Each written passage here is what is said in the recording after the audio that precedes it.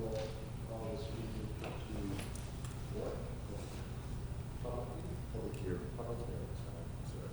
6 o'clock, we'll call this public hearing to order. First on the agenda is going to ask for the withdrawal under RSA 198(4)B from the contingency fund. Maybe Russ, you can explain that. Sure. You're going to hear a little bit more about this in the agenda itself from the CIP committee and action items. We have a contingency fund that was established back in the late 90s that allowed you to put 2% of your annual budget aside, net assessed value aside. 3 years ago, that legislation changed and raised that to 5%. The district has a contingency fund established. In order for us to use any money out of that fund, we have to hold a public hearing. The CIP committee is going to be asking for some monies to be taken out of that fund, up to $75,000 for the purpose of installation of a ADA path to the playground at SCES and the required sprinkler system from the Sherburne Gym. This is by legislation, by RSA, you must hold a public hearing. You'll actually vote on the withdrawal later in the meeting, but this is the public hearing to give anyone in the audience an opportunity to ask for the purpose of the withdrawal, as I mentioned. There currently is $425,000 in the contingency account that we have set up. Andy, I don't know if you wanted to add anything to that from a... No, I think you pretty much covered it. We'll talk about the project. If there's no questions, you can close the public hearing and ask if there's questions. No questions from the audience? I guess we'll ask to close the public hearing at 6:02. Thank you very much. We will now move to the school board meeting, and we will do a roll call. We can start with the elementary school principal. Patrick Gordon, Principal, Sunapee Central Elementary School. Terry Gear, Director of Student Services. VP, Assistant Principal. Sean Monahan, Principal, Sunapee High School. Amanda Spears, School Board. Dean Nichols, School Board. Scott Ritzler, School Board. Ed Anderson, school board. Russ Holden, Superintendent. Kelly Wessels, Business Administrator. I believe I saw Carrie. Can you hear us, Carrie? I am here, Carrie Claus, School Board. All right, thank you. At this time, if we could just do the Pledge of Allegiance.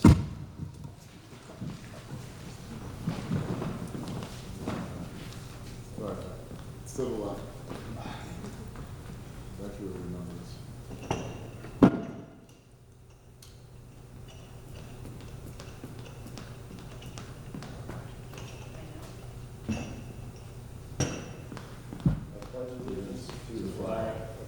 States of America, and to the republic for which it stands, one nation, under God, indivisible, with liberty and justice for all.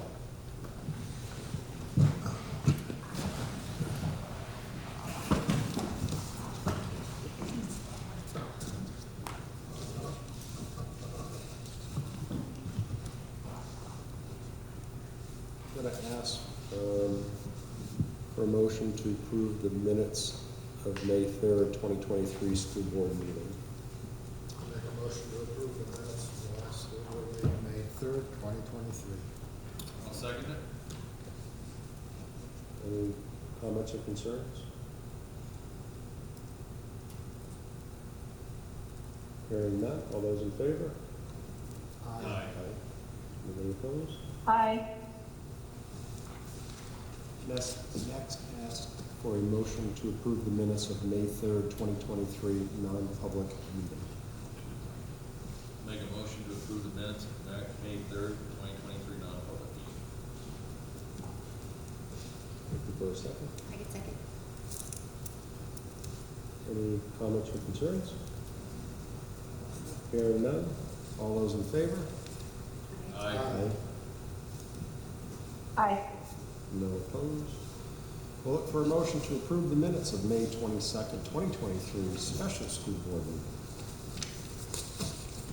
Make a motion to approve the minutes of May 22nd, 2023 special school board meeting. I'll second Andy's motion. Any comments or concerns? Hearing none, all those in favor? Aye. Aye. All those opposed? And last, we'll ask for a motion to approve the minutes of May 23, 2023, the CIP committee. Make a motion to approve the minutes of May 23, 2023, CIP committee. I'll second. All those in favor? Aye. Opposed? Aye. And the last one will be looking for a motion to approve the minutes of the May 22nd, 2023 non-public meeting. I'll make a motion to approve the minutes of the non-public meeting held on May 22nd, 2023. Concerns or comment? I'll second it. Hearing none, all those in favor? Aye. Aye. Aye. Moving on to the agenda review.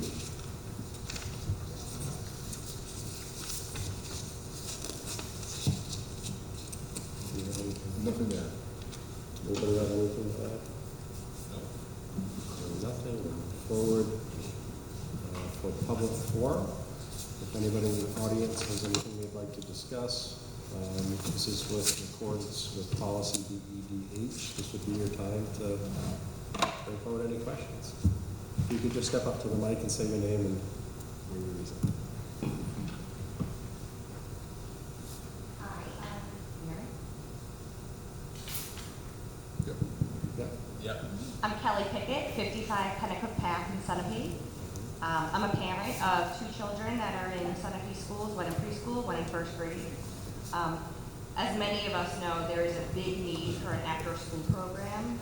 I also co-direct an after-school program in New London for the Outing Club. And I know this is the last chance everyone gets together before the summer.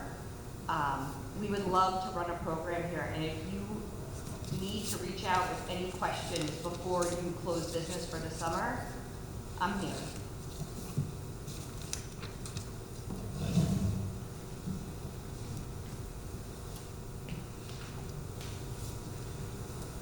Moving on to presentations. Adjust counselor update. Cindy? I'm Cindy Lamontagne. I was here, I had the privilege of being here about 5 years ago, and it was the end of my first year.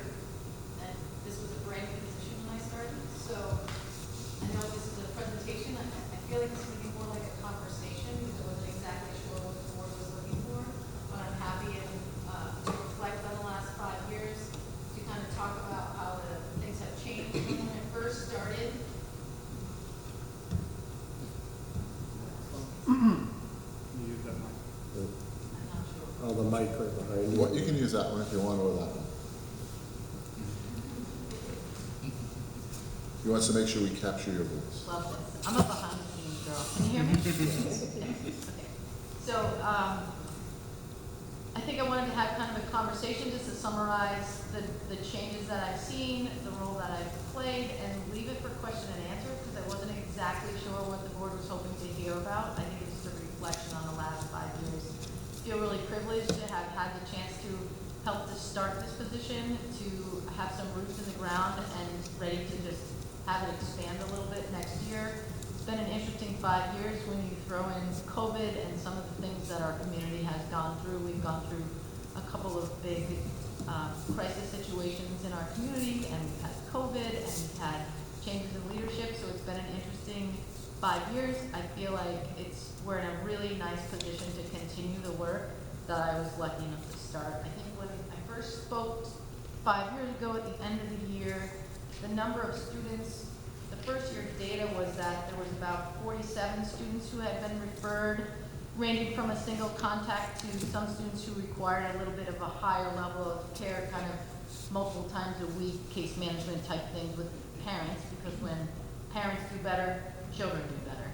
That's sort of the behind the scenes piece. There are some students that don't even realize how much I'm working with their families. People in the school don't even know that I'm working with that child's parent, because the work is with the parent to get them on their feet, to make sure there's heat and food in the house. So back then, it was 47 students who I had worked with, 14 elementary, 33 middle high schools, and about 11 students that were on more of a caseload, regular contact with kids and parents. This year so far, it's been 86 kids, 20 kids who are more like a caseload, 9 at the middle high school and 14 at the elementary school for that higher level, regular weekly interaction, sometimes multiple interactions. I think I thought I would just touch on kind of the bigger pieces of the job. I spoke to this group about the suicide prevention protocols.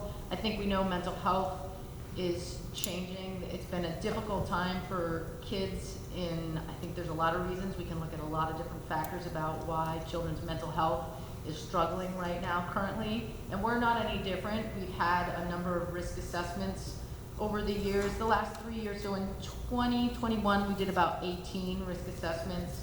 21, 22, we did 29 risk assessments. For this year, we're at 24 total. Sometimes the last week of school can be pretty tricky for our highest risk kids because they're afraid. They know that the safety net of what school is going away. So that's where we're at currently.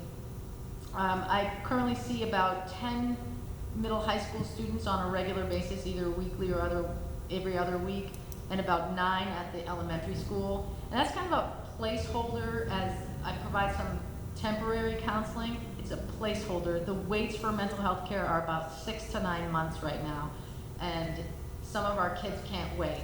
We're seeing it in their behaviors. And so we're doing some proactive teaching of skills, coping skills, helping them how to deal with your anger in class so that you have a place to deal with your anger so you can go to class and not take it out on your classmates. We have a lot of students struggling with anxiety, so there's a lot of psychoeducation on coping skills and how you can deal with these feelings that are normal, and you can do it and you can get back in class and be ready to learn. Cindy, I'm sorry to interrupt, but can you just let us know what a risk assessment is? Okay, thank you. So risk assessment, anytime that we get word that a student might be thinking about harming themselves or harming somebody else, and that can come to us from other students often. This is a lovely community where kids feel safe and they come to the teachers and say, you know, last night on social media I saw my friend was posting this thing.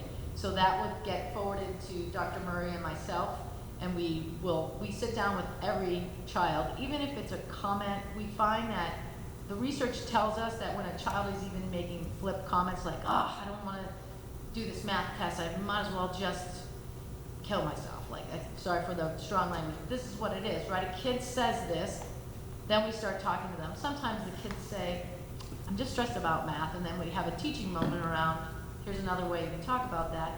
But sometimes those things that come in that don't feel like they're serious actually end up being more serious, where we realize that kids are actually struggling.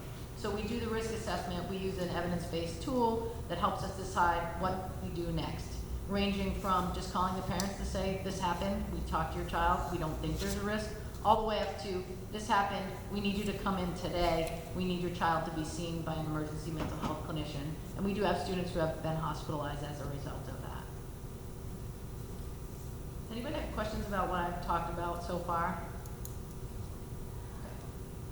Okay. So I continue to do a lot of behind-the-scenes work with families to help them with things like getting connected to supports and services, whether they're dealing with domestic violence or they don't know how to get connected to food stamps or finding clothing for their children, or they move to a new place and they have no furniture. A child who doesn't sleep at night doesn't come to school ready to learn. A child who comes to school hungry isn't really ready to learn. So it's a lot of the behind the scenes with the hope that what I do will connect people to longer term supports that they'll have in place so that their lives will be more stable, so that their children will have a more stable life. Some of the things that we see is that are the most tricky are our kids who have more significant mental health issues. It's why I know there's an argument that schools are not the place for this, but the place for this is out in the community getting support. If the support is not readily available. So we still have these children showing up and they need us to wrap around them while we wait to get those external supports. At any given time in New Hampshire, there's about 15 children in line for a bed at Hampstead Hospital, which is the children's psychiatric unit. So we've had kids waiting in emergency rooms while we're working really hard to try to get some wraparound supports for their families, which we have seen that. We can see it through, but the amount of time it takes to get there for parents, they're saying parents are really stressed about what's happening, so we're able to put in some of those supports, but it takes time, and in the meantime, we have to support them while they're coming through our doors every day. We've seen some changes. This year, I have, under the federal McKinney-Vento legislation, that's the homelessness protection for homeless students so that their education is not disrupted. We have 8 students who qualify this year. And I think something that we're seeing is everybody knows that the housing situation right now is such that if someone loses their housing, you're not finding a new place to live very quickly. The vacancy rates are tremendously low. It's 0.5%, and the statistics in Sullivan County is 7% of 2-bedroom rentals are priced below the median affordable rate, which is $1,224 for a 2-bedroom, which is, we know that that's a lot of money for our families who are not working in high-paying jobs. So that's been something that that number is higher this year than I've seen. Last year, I think we had 4 students that qualified under that. Most of our families are doubled up, so if you're living in a place where you don't have a lease, so you're living with grandma because you have nowhere else to be, or you're living with a boyfriend because you have nowhere else to be, at any given time, that's not considered permanent stable housing. They could be asked to leave and have nowhere to go.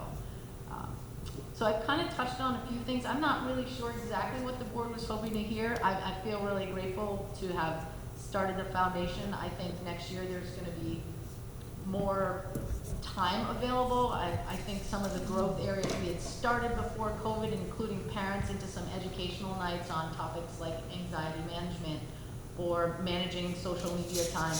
I feel that that's a real area of growth moving in the future, is bringing our parents in, help our parents get some of those tools, which will then help with some of those lower level things. If parents are getting information about how to manage anxiety and how to help monitor screen time to keep kids in a more mentally healthy place, I think that will go a long way and bring the community together. I'm gonna just open it up because I don't have a big forum. I didn't know what you guys were hoping. I'm grateful for this community. I've been able to make a lot of connections with outside agencies, and it seems like every year more and more people come forward and want to help, and that's pretty special. And there's 101 individual stories I could tell, but it's just a really nice position I've been in to see kids and families begin to thrive when they come in and things are falling apart.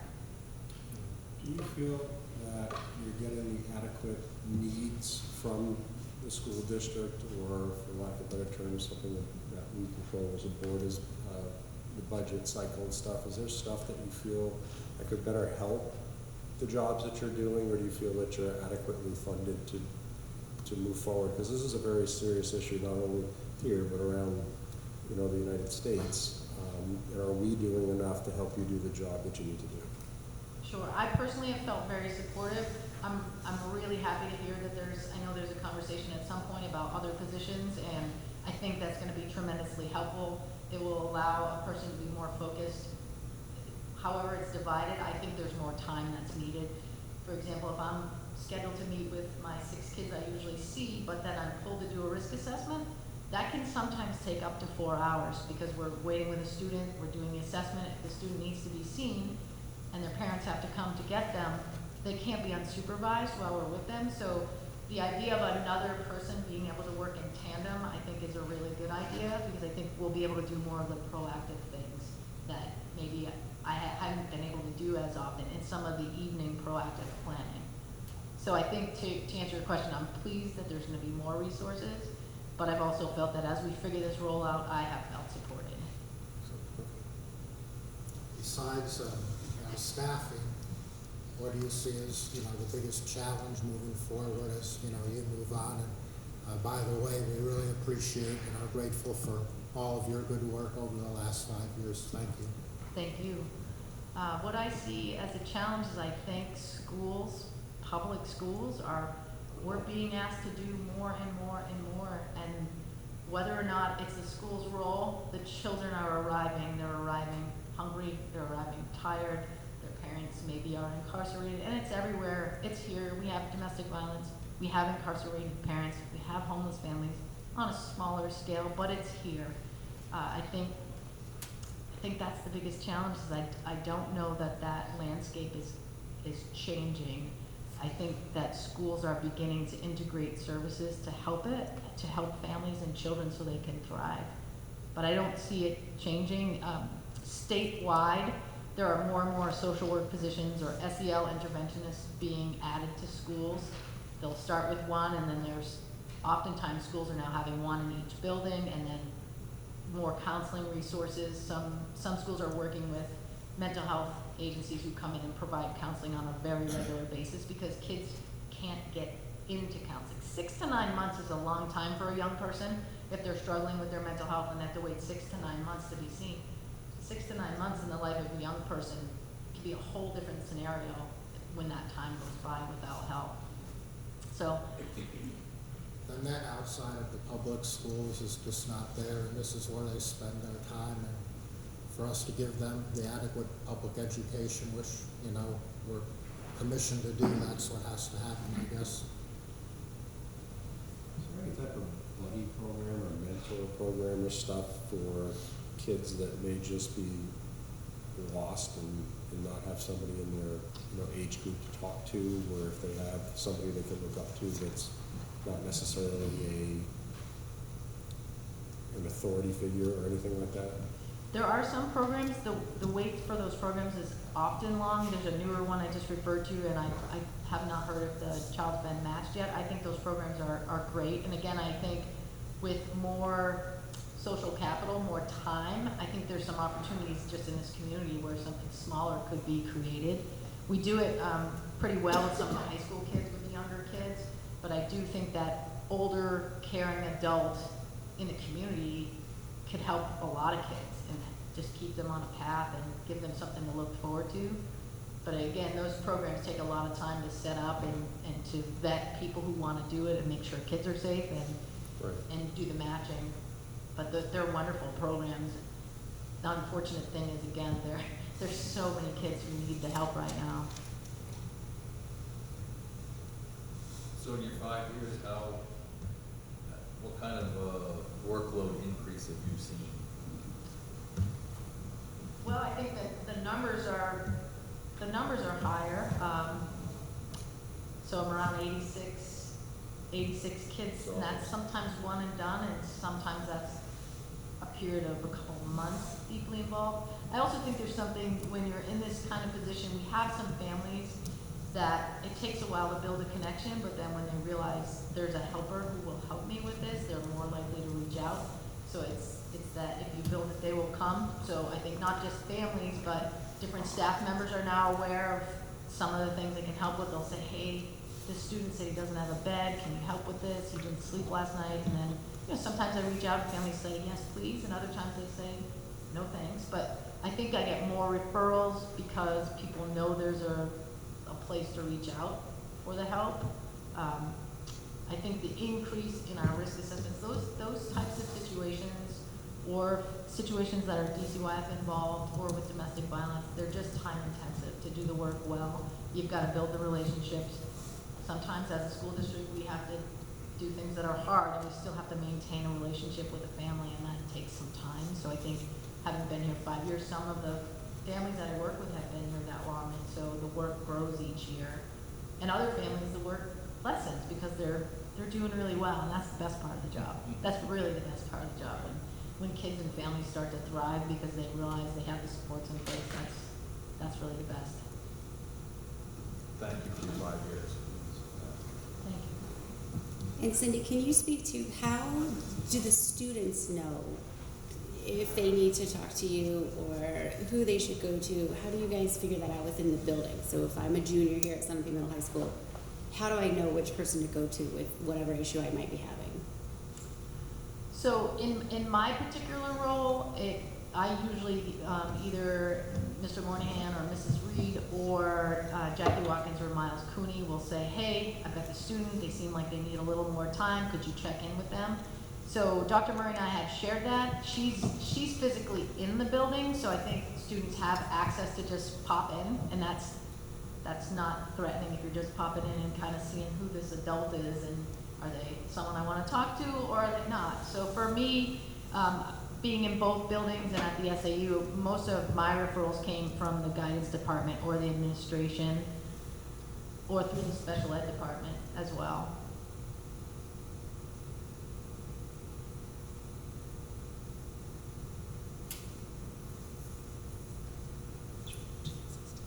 Carrie, can you hear any questions? Sorry, I just see your name on the board.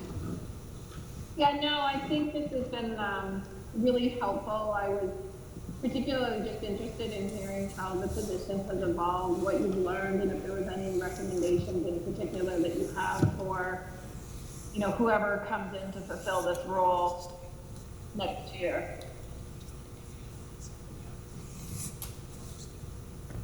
I think just continuing to build on the work. I think having more, like I mentioned before, having 2 people to share the duties. I'm hoping that would look like more of a presence in both buildings, more of a consistent presence at the elementary school and at the middle high school, so that the people in the roles can become a little more integrated. Being back and forth, you can't always be there to build those relationships, because I was sort of running from one situation to the next a lot. But I think that would be something I would encourage, is more partnerships within each individual building. I think we've started a nice relationship for the foundation for that, but I think it definitely can grow. I also feel like. Thank you for your time. I know you've made a big impact and difference for the district, so thank you. Thank you. Thank you very much. Thank you, Cindy.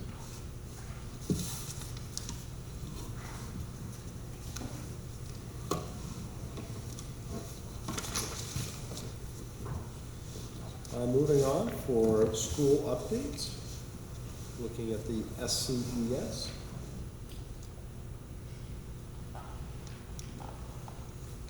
Sorry, I was, update? No, sorry. So over the last month, we've had a lot of things going on. It's been really busy. Teacher Appreciation Week, our SPTO did an excellent job recognizing the hard work of our teachers. End of the year assessments are in full swing. We did the New Hampshire State Assessment over the course of the first couple weeks of May, and we're finishing up and wrapping up different local assessments. Field trips are back on the docket after COVID. We've had groups go to Polar Cave, Squam Lake, the boat tour today with around Sunapee locations with our kindergartners in first grade. It's great to get back in the community and be able to show them both Sunapee and a little bit more of the region as we can. The student showcase was last week. It was prize speaking, the art showcase, band performed. The students did an amazing job.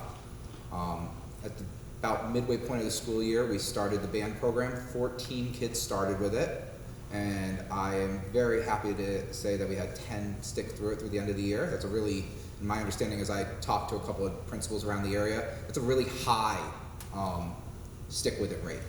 So I was curious about that before I came here tonight. Alex Ager, our music teacher, has already demonstrated the instruments to the 4th graders, and some of them are very excited and already trying to figure out which one they want to do. Information's going to go out in August or September.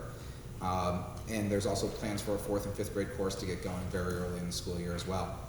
5th grade wax museum was the other night. I was unfamiliar with this kind of tradition until I went to the event, and the kids did a great job. For those of you who don't know, the students in 5th grade research a historical figure, and then they memorize, typically, some of them did really well with this, some of them needed a script, information about the historical figure in a monologue form. They did a wonderful job. 4th grade Asia Expo was today, and it's really the first really big research project that we do with our students, and just how proud they were of themselves. I made it around to almost every student and just asked them 2 questions. Why did you choose this country? Because there were some interesting ones that I probably, as a 4th grader, wouldn't have thought about. And what was one fun fact you learned about the country? And every kid had really interesting reasons for why they chose. And there were some real funny facts too about some countries. Wrapping up the year, we're preparing the master schedule for next year. It's just about nearly done and ready to go out to teachers. Class lists are getting formed. Hopefully those are going to be finalized in the next couple days.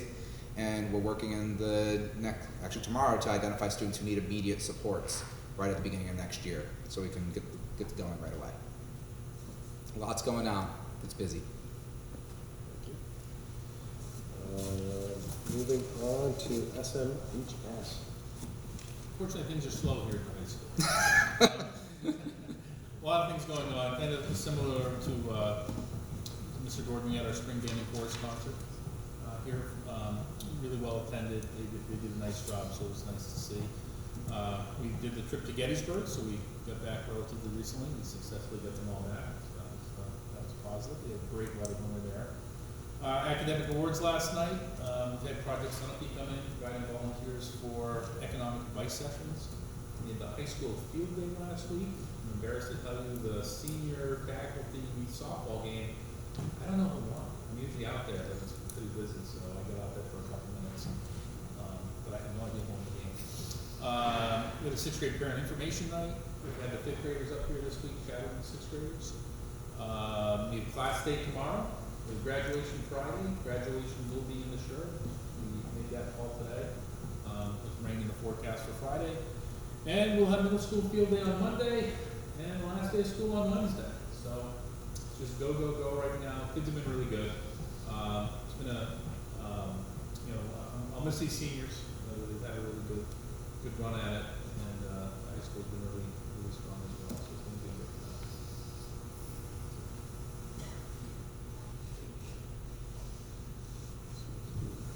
for them. Today. Moving on to the superintendent. Thank you.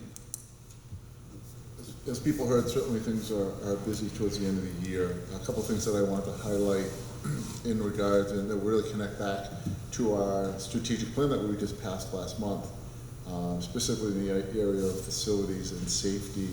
You're going to hear a little bit later tonight from the CIP committee some potential projects to look at improving safety measures at the elementary school. Last month, the security films for the first floor of this building were all installed on all the windows, and so those are reflective tint where you can no longer see in, but you can see out. Again, improving some of the safety in our facilities. The entire district participated in a active threat training here in mid-May with the local police, fire, and Homeland Security. And it was really a great opportunity for our district to sit, listen, ask questions, go through a tabletop exercise. Probably left with more questions than we had coming in, but that's not necessarily a bad thing. That's actually a good thing. And just to be able to think about, unfortunately, what we have to think about in schools today is a whole lot different than we've ever had to think of before. It's not just about fire drills anymore. It's about weather alerts. It's about potential dangers from the outside, potential dangers from the inside, and how we deal with those things. And it was great to see food service, bus drivers, administrative assistants, all our teachers, our paraeducators, all here with the local police force, the local fire department, and just sitting and having conversations about a potential scenario. We have a new emergency operation plan that was written. Our emergency operation plan every year has to be submitted to the Department of Education, by the Department of Homeland Security by October 1st. We worked this summer and revamped that plan. Next year, that plan will be really dug into a lot more in depth at the building level. The local police and fire would like to take that next tabletop to a next level and do more of a on-site active drill. So we're thinking about what that may look like, when that may happen, how we would go about that. We did do something like that probably 7 years ago now on a Saturday morning. But the more we drill, the more we participate in these things, the better off when something, heaven forbid, ever happened, no matter what that is, that we are prepared to deal with that situation. So really, it was an important day for us, I think, as a community, to continue to look at how we continue to look at keeping the children safe within our school. And then a couple of other pieces. I did send a letter out on May 22nd to all parents. Probably no surprise, so the state is experiencing, and our country is experiencing, a fentanyl issue, although we have not seen it here within our school.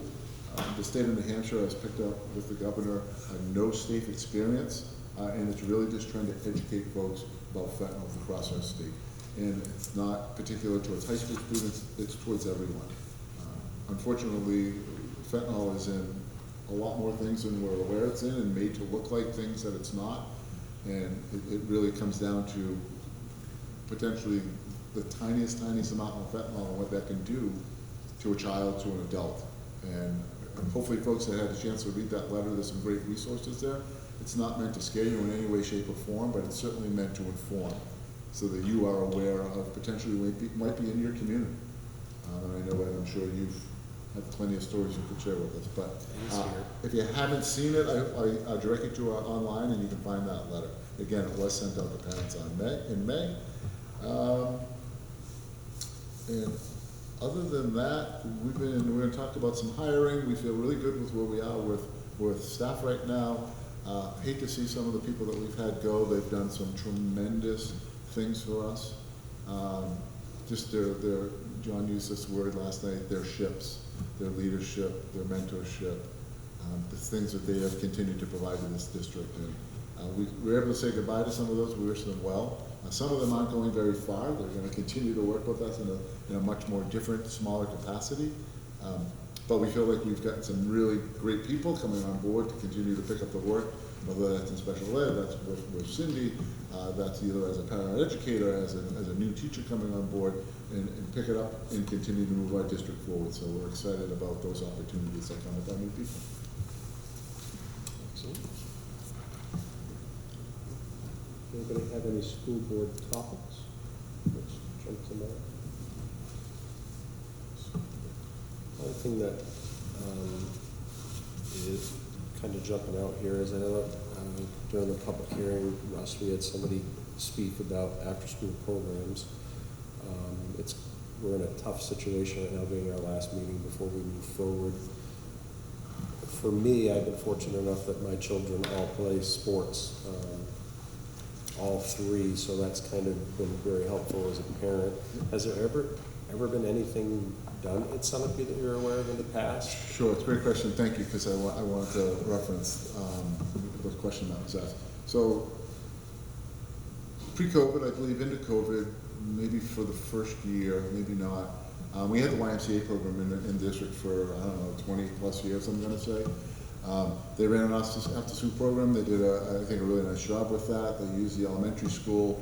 They staffed that. They dealt with how payments got made, parent communication, all that. We just basically let them use our facility. I think there were some staffing issues that they couldn't find staffing. Obviously, COVID hit, and then they closed, and I believe even the camp itself may have shifted from what it was to what it is now. So we have been without an after-school program probably, I think, for 2, if not 3 years now. Obviously, COVID was a big piece of that. We weren't doing those type of activities.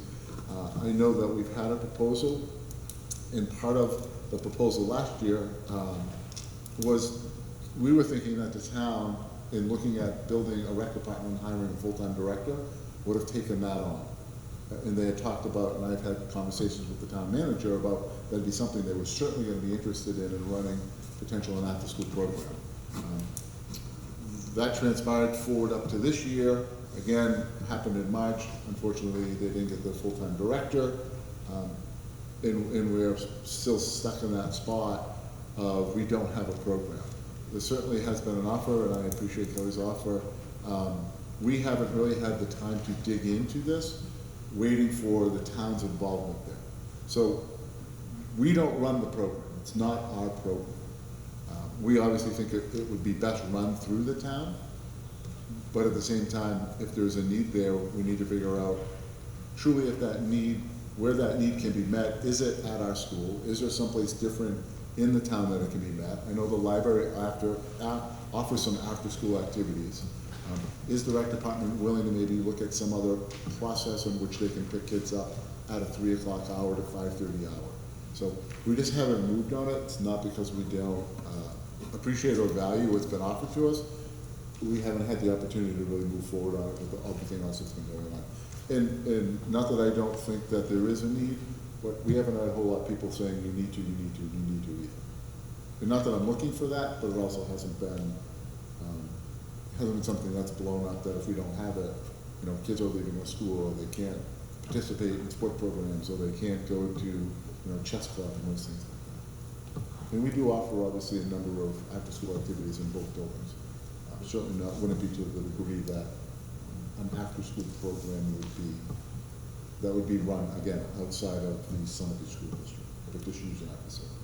Is there a way we could do some type of research or letters home to students or something like that to find out if that is something that's interested? Sure. Is that something that could also be discussed as a joint partnership where we offer up our facilities? Sure.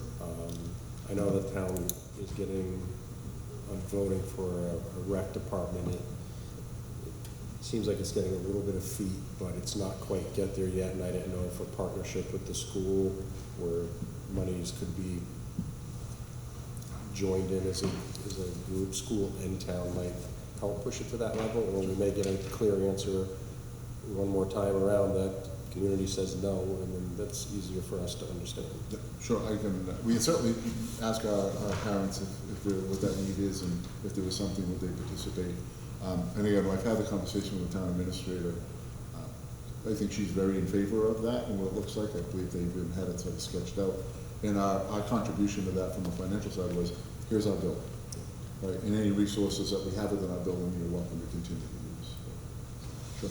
And then we thought maybe they staffing opportunities for some of the younger kids as well, high school kids. Thank you very much. Sure. Carrie, do you have anything? I'm sorry, I just keep looking at your name. I'll keep calling. No, I'm all set, thank you.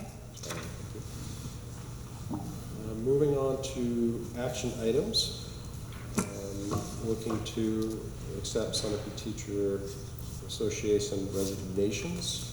I think it's been the history to read those, so we'll start out.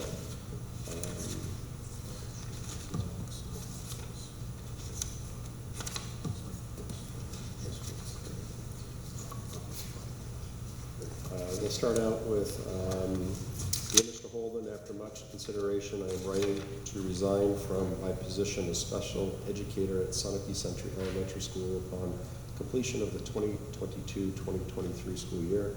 It has been a privilege and pleasure serving the community, families, and students of Sunapee for 19 years. I will miss the genuine personal connections and will always be grateful for so many positive experiences and opportunities. SCES will always have a very special place in my heart. If you have any questions or require more information, I can be reached by phone or email. Thank you, Simone D. Austin. The next one is, Dear Russ, I am very sad that I need to resign from my SMHS position for 2023-2024. We've had some family issues that need my full attention, and although I absolutely love this job in the district, my husband and I need to work as a full-time team together.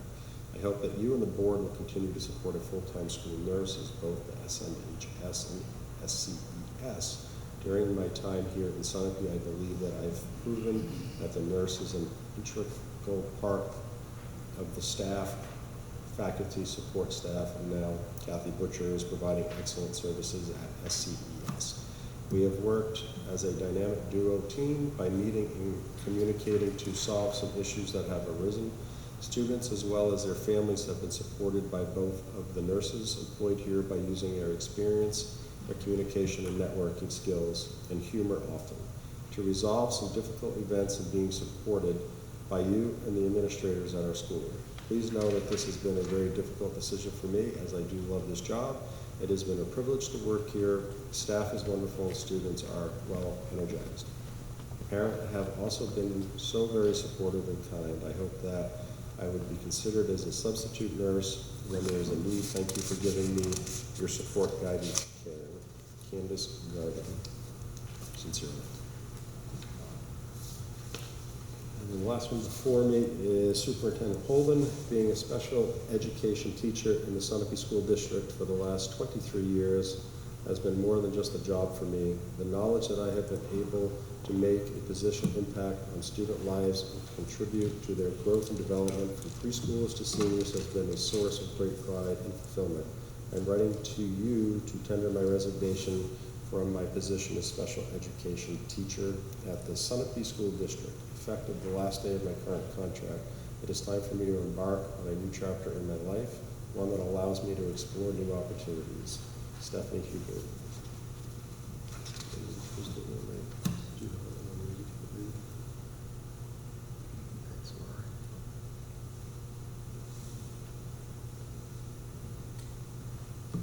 Yeah, this is Ada, right?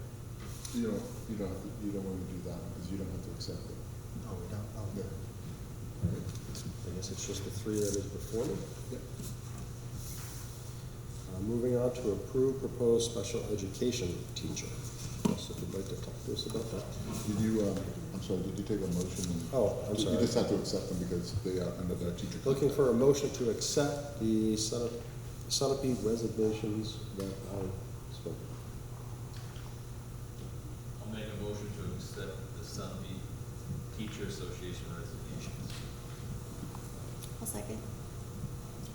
All those in favor? Aye. Hearing no opposed? Accepted.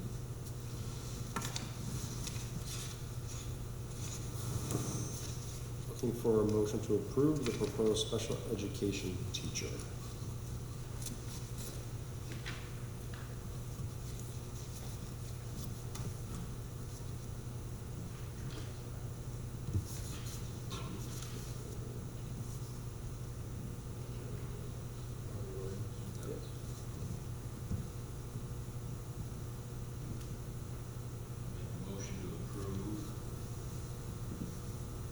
Make a motion to approve the special education teacher.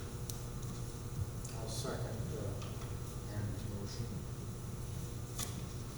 Rest of the- Sure. And Tara, please feel free to fill in the gaps. We had advertised the position.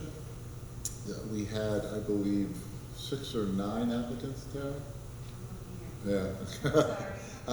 And Kelly has done some great work over in Hillsborough, where she currently is. We feel she's going to be a great addition to our staff here and really be able to come in and fulfill some of our needs at Sunapee Middle High School. So we're really excited to have her come on board.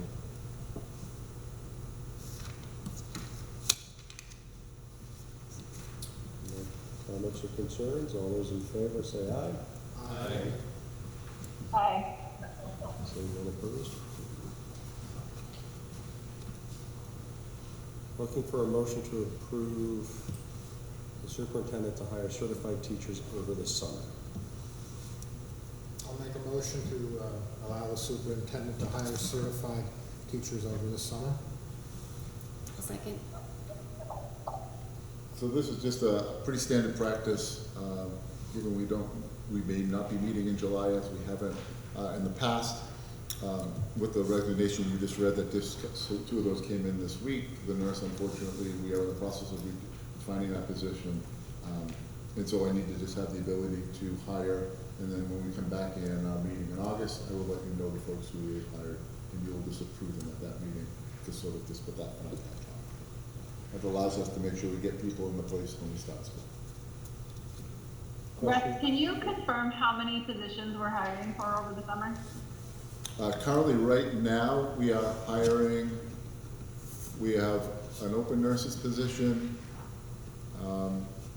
Preschool is open, but we have candidates that we are in the process of finalizing, but they're not prepared for tonight, and that would be it. Contracted services, that wouldn't be. What about all the special ed roles? Do they have to be approved too? We're not, well, right now, we don't have other than preschool, we do not have a special ed position open. Oh. Teacher position open. Okay, so are we not backfilling for the ones that we just accepted resignations for? Correct. 1. Okay. Sorry, we're backfilling one, or we're not sure? Well, you just did. We're not Oh. backfilling one, and you just hired one. Okay. Any other concerns? Seeing none, all those in favor? say aye. Aye. Aye. Anybody opposed? Aye. Looking for a motion to approve spending up to $94,000 from the SCES Capital Reserve account for the paving of the new parking lot, lower window replacement at SCES. I'll make a motion to approve the spending up to $94,000 from the SCES Capital Reserve account for the paving of new parking, lower window replacement at SCES. I know we've discussed this a lot. Is there anything? I'll second that. Oh, sorry. Not a whole lot has changed there, except for, this is the safety parking lot issue that we've been talking about forever. We're changing around parking from over where the current teacher parking is, flip-flopping it so that now we'll have a safe access for students to get out to the playground. That'll become playground space over there, and then there'll be a proposed playground that's gonna move up a little bit higher on the hill, but level some of that out. So it's just really what we've been talking about for the last 2 years. Yeah. And then we're gonna do the lower windows in the school. And the reason that we're focusing on the lower windows is because of the safety grant for ballistic coating. We don't wanna put ballistic coatings on all windows, so we figured we'd concentrate on the lower windows first. And these are, they're aluminum frame, real commercial windows. So they're gonna be a really nice look. All right. All those in favor? Aye.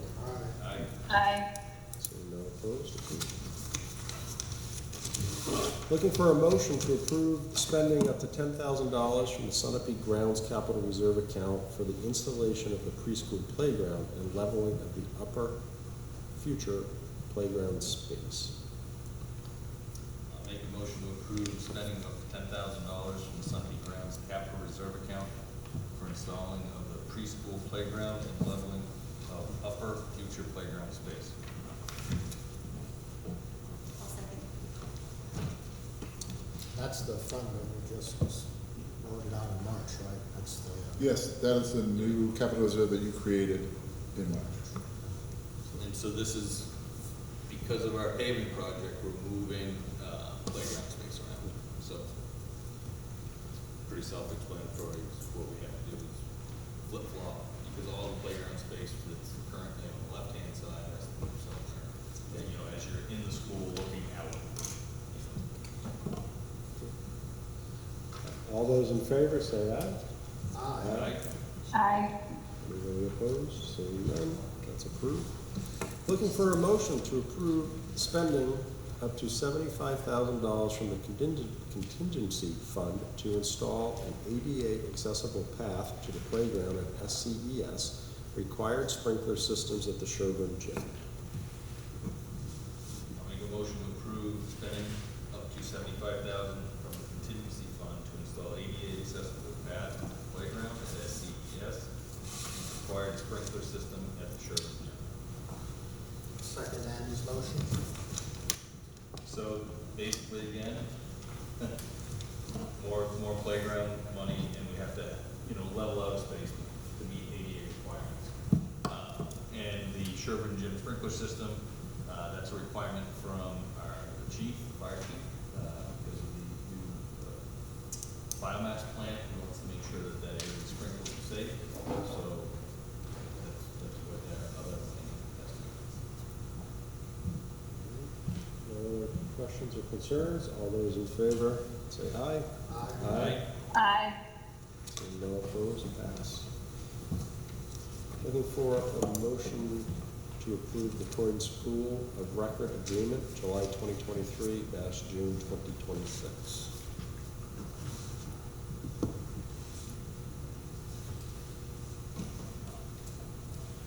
I'll make a motion to approve the Croydon School of Record agreement for 2023-2026. I'll second it.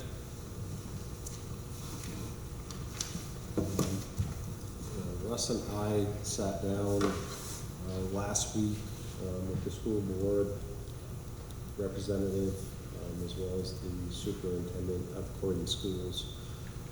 It was the next meeting after obviously our first, and Russ has done a great job in working